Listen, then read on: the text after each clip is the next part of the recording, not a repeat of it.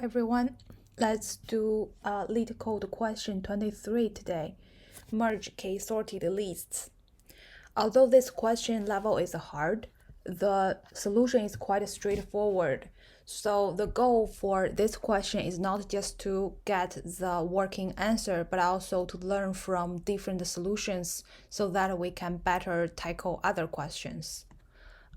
Driven by that, I will talk about 4 solutions for this question. 2 of them are more simple and straightforward. 2 other are not really improving in terms of time and space, but more as a solution that you probably can learn more from.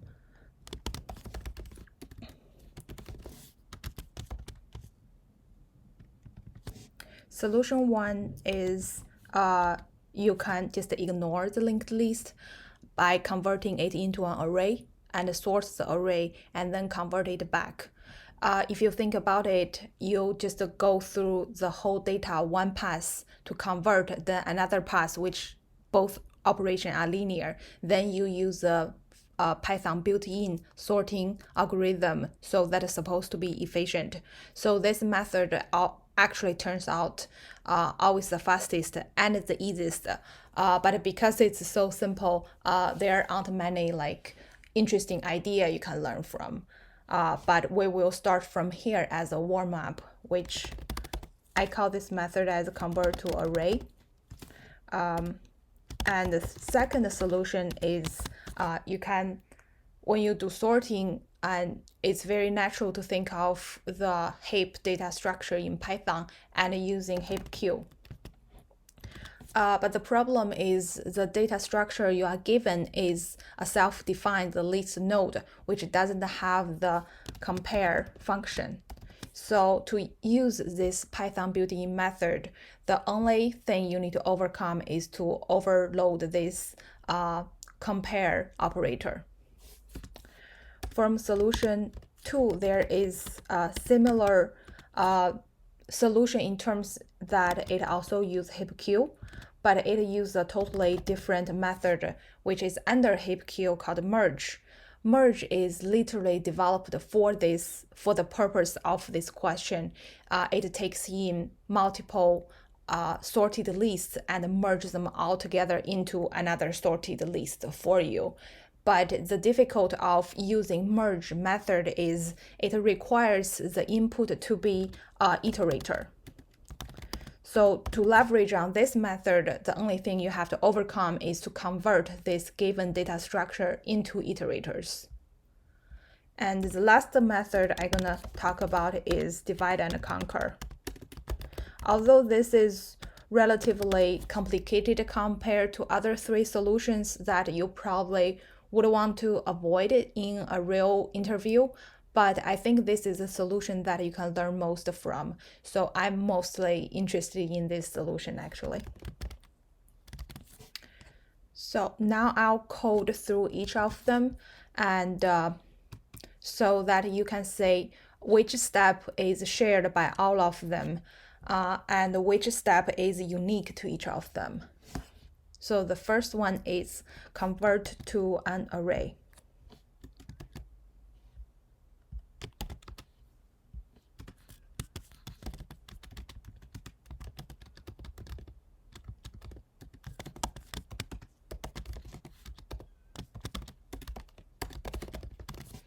So you want to go through each of the element in the list and get the value and put into this array, then rebuild, then sort it, then rebuild the whole list. And you do need to take care of the cases where they can be empty, where you just want to skip them.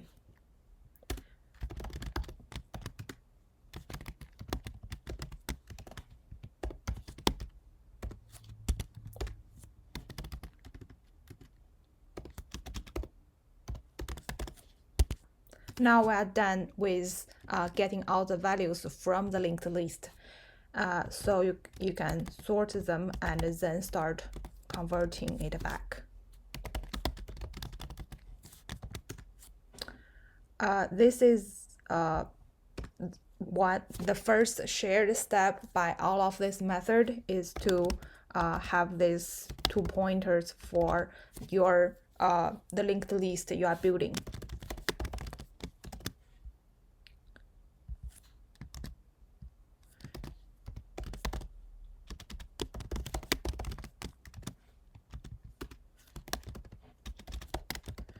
You assign the new value, then move the pointer.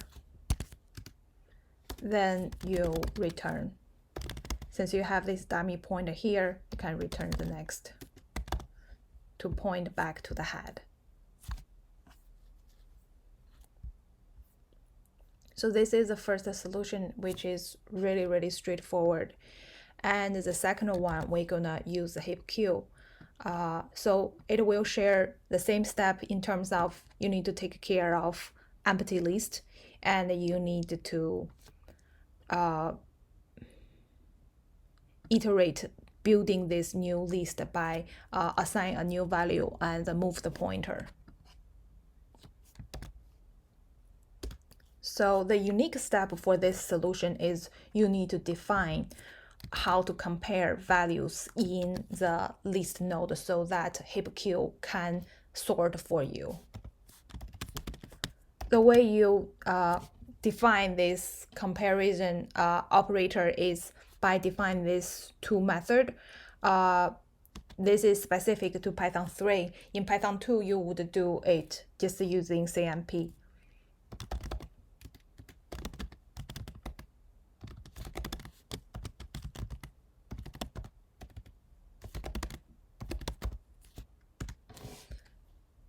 You need to define at least two of them.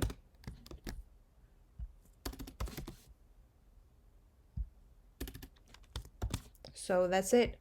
The next step, the reason we define it because we want to use heap queue.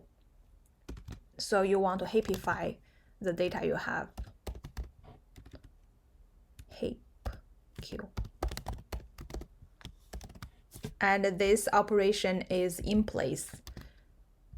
So you are not assigning it back. But before this step, you do need to take care of the empty list situation. And after this, you can start iterating through the list.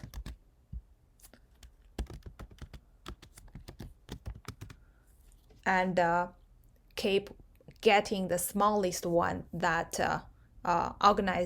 sorted by heap queue.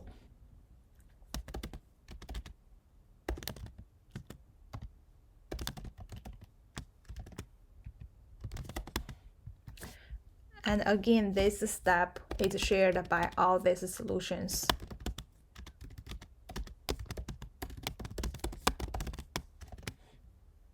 Is you assign new value to the current pointer, then you move the current pointer.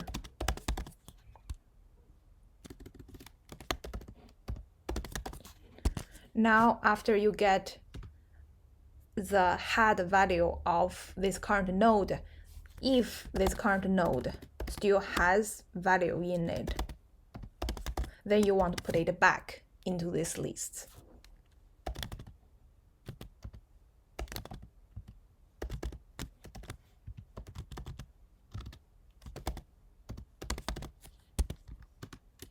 And the last step is the same. You return by using another dummy pointer.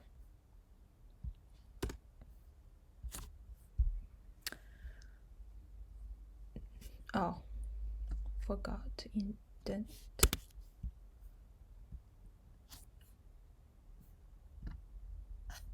So that's for the second solution. The third solution, although it also uses heap queue, but the overall logic is quite different. It's totally built on this heapqueue.merge method. And all you need to do is to convert this given data structure. Let me clean this first.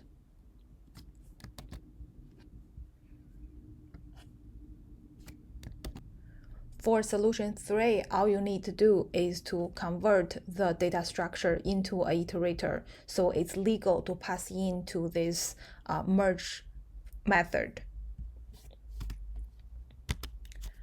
the way you convert it into an iterator is you can define a yield function, which is iterating through a collection of data while it has value in it. You yield the value and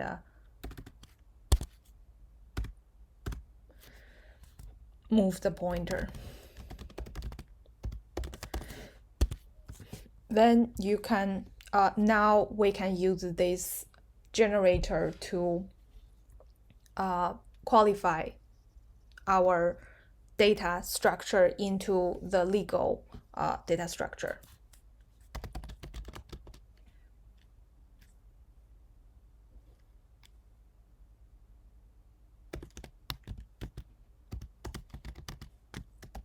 Here, if you look at the definition, if you look up the definition of this function, it requires a data structure like this. So what we want to do is we want to apply this method, this function, into each element of this, inside this list, so that we can have this data structure.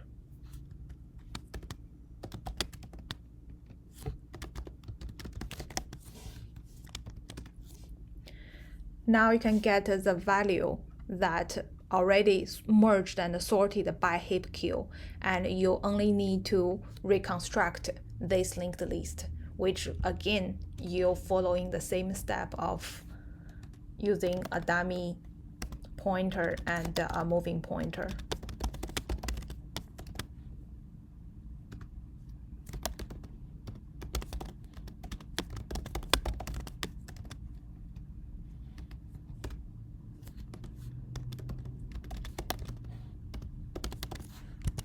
And again, you return the next of this dummy pointer.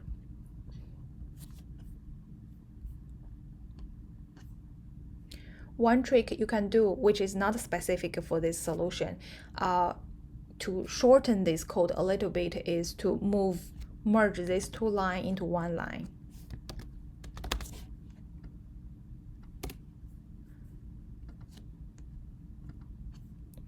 The reason it still works is because how Python define, if you have multiple assignment operator, what it will do is it will evaluate the expression on the most right side first, then assign this value into from left to right one by one.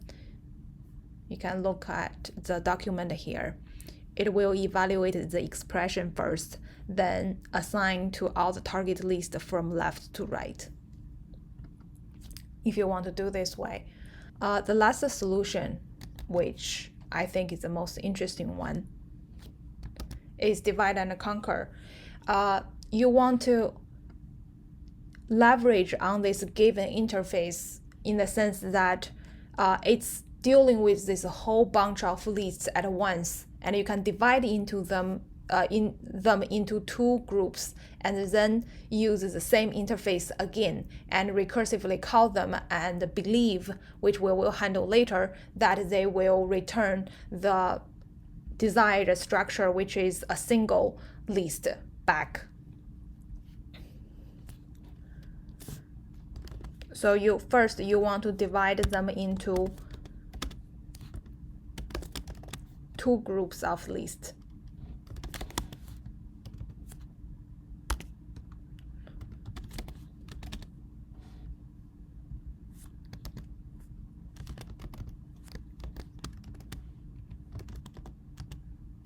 You assign all the left part to the left and all the right part to a subgroup to the right.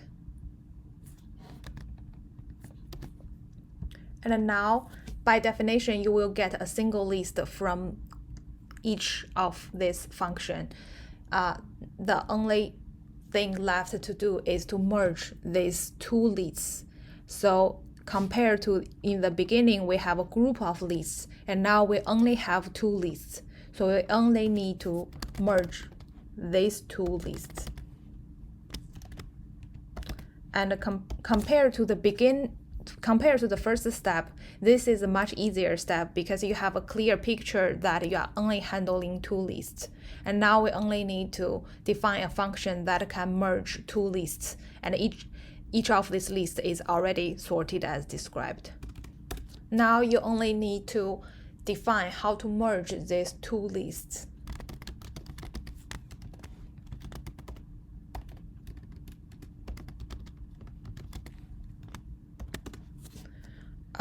Here, I think a smart way to do it is to use another recursive function that to handle the boundary case and only handle the smallest element at each step.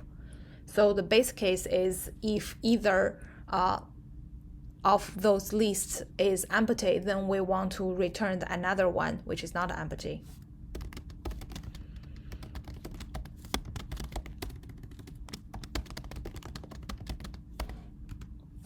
Now, after that, we want to compare which list have the smallest first element, and we want to single out that first element, then let this function take care of the rest, which is following the same logic to sort out the rest of the list.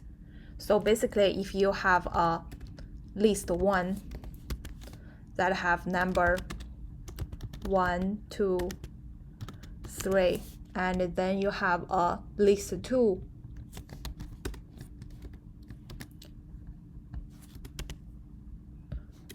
have number 1, 2, 3. The only step you need to take care is to find out which one of the first elements n1 or m1 is smaller. If, for example, n1 is smaller, then you want to single it out, then separate the list 1 into two parts and put the rest of those two lists back into the same function, because the next step will be exactly the same. The next step, you want to find out n2 or m1, which one is smaller. Then you single out that first element, then put the rest of the two lists back into the same function. So let's compare. If L1, if left has a smaller value, then you will want to return left because it has smaller value, it should go first. But before that, you have to handle the rest of the left so that it can be sorted with the right list.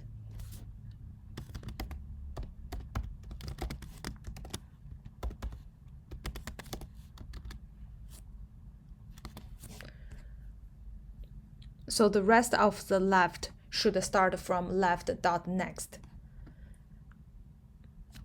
And this logic applies symmetrically for the right. And since you returned here, you don't need another if condition. And you single out the right list. And then you return the right. Oh, so the same step shared with other solutions is you need to handle those special cases where the lists are empty. So if not lists, then you want to return none.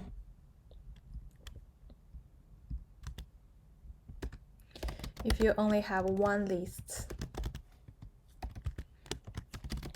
you want to return just that element since it's already sorted.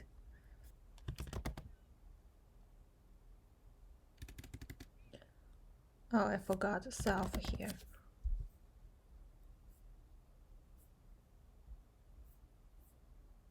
So that's all the 4 solutions.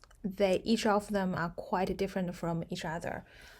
So I think the goal is to understand, get very familiar with each of the solutions. So instead of just to solve the problem.